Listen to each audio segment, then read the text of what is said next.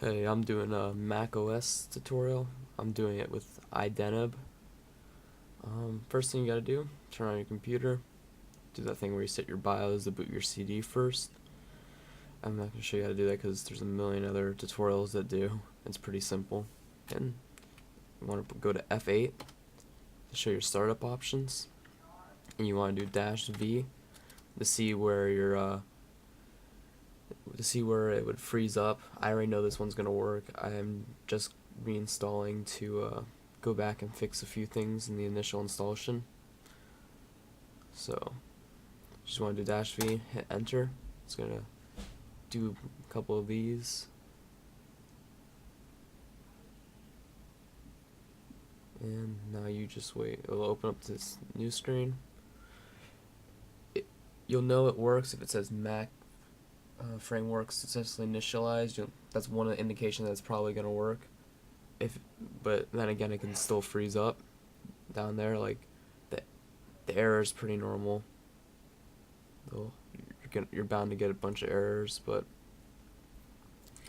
that's alright. And sometimes it'll take a little bit on the arrows.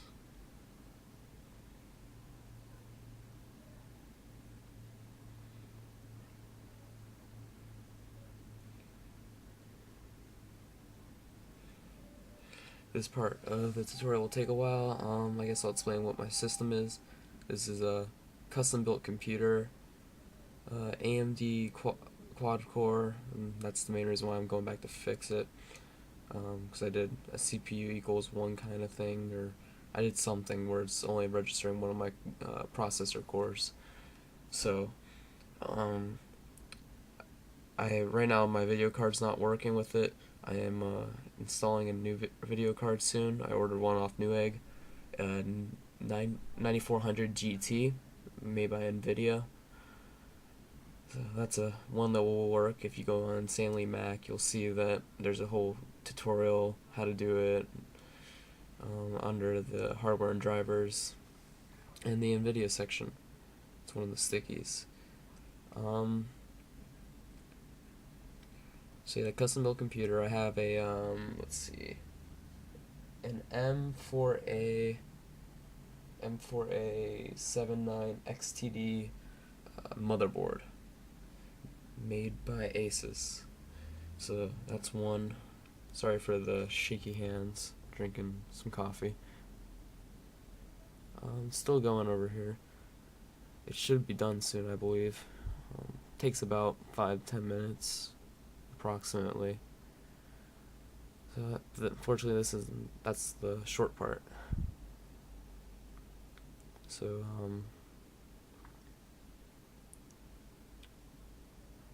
code signing will take a little bit longer, but it's okay. You want to do it this way though, so you can really see if it gets stuck on like an error, such as the error firewire thing. There are solutions for people who get stuck on that. Unfortunately, I was one of the lucky ones who don't. It's really all based on your hardware though, and as you'll find out later, it's a lot of messing with kernels. Because at first I didn't get mine to work with the Voodoo kernel, even though that was like I guess a popular one for AMDs. But I was able to get it working with, I think, an SE2 kernel or something along the names of that, with an AMD patch, and that was what worked for me. So, because the Voodoo kernel gave me a kernel panic, and that's no good. If you get a kernel panic a couple times, it's not gonna work. There are also a couple patches that you're going to want to install, because for a while, my first install, I couldn't mount anything, like absolutely nothing, and that just was not fun. So we're waiting for this to go. I'll probably skip through some of this, or I don't know, do something. Things you should make sure you have a bunch of different flavors of the hackintosh, because there's bound to be about 4 of them that aren't going to work on your PC. That's just how it's going to happen. You're going to want as many as you can. I mean, try them all out. Don't download like 50 of them and then just, I don't know, and then just whatever it's called. You know, only use one, I guess. Basically, you're just going to want to just try them all out individually, of course. And I don't know, I'm just really rambling on here. Ugh, don't remember it taking this long. Also, yeah, there's my phone. Gonna just mute that for you guys. Alright, things to make sure you have, especially if it's in the morning, make sure you got some coffee. And oh, there we go. Alright, cool. Yes, I got a webcam up there. Let's see. You're gonna have that little pinwheel in the corner. That means it's probably working. And there you go. iDeneb, right there.